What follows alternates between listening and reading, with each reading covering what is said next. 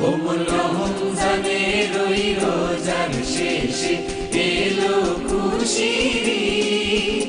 তুই আপনাকে আজ